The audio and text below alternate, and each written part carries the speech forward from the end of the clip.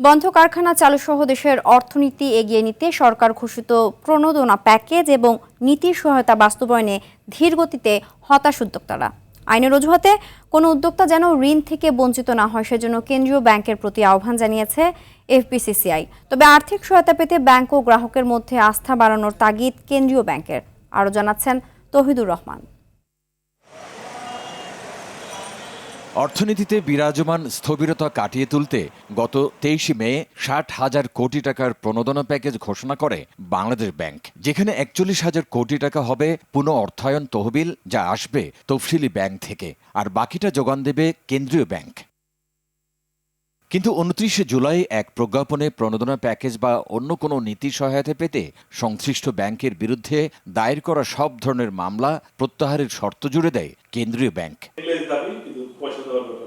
ব্যবসায়ীরা বলছেন, নতুন এই শর্তের কারণে পুরো প্রণোদনা প্যাকেজ ও নীতি সহায়তার বাস্তবায়ন চ্যালেঞ্জের মুখে পড়েছে। টাকাটা যাতে অপচয় না হয়, টাকাটা যাতে লুটপাট না হয়, সেটিকেও খেয়াল রাখতে হবে।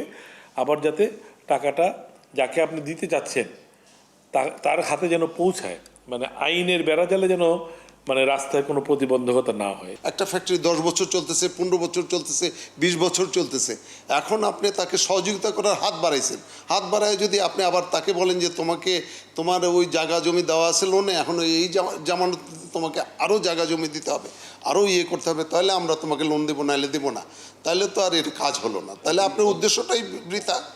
প্যাকেজ বাস্তবায়নে ব্যাংক ও গ্রাহকের সমঝোতার তাগিদ দিয়েছেন বাংলাদেশ ব্যাংকের মুখপাত্র।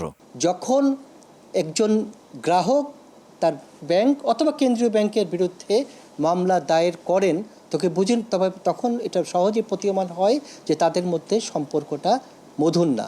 অতএব মধুর সম্পর্ক ছাড়া স্মুথলি ব্যবসা কর্মকাণ্ড পরিচালনা করবেন, সেটা গ্রহণযোগ্য না। আমরা এই জন্যই বলেছি, আগে আপনার সাথে আমাদের সম্পর্কটা স্থিতিশীল হোক, স্বাভাবিক হোক, তারপর আপনি আমাদের কাছে নীতিগত সহায়তার জন্য বা আর্থিক সহায়তার জন্য আবেদন করবেন।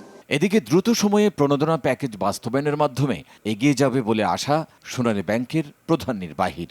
অনেকেই আমাদের সাথে যোগাযোগ করছে, যাদের বন্ধ আছে ব্যবসা বাণিজ্যগুলো চালু করার জন্য, তারা আসছে, ব্যাংকে আসছে, অনেকে আবেদন দিচ্ছে। তো সেগুলো বাংলাদেশ ব্যাংকের যে গাইডলাইন আছে, সেই গাইডলাইন অনুযায়ী সেগুলো ট্রিটমেন্ট দেওয়া হবে।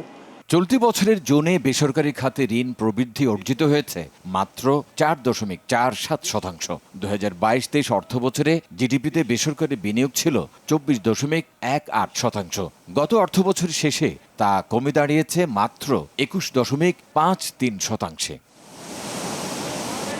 তৌহিদুর রহমান, RTV, ঢাকা।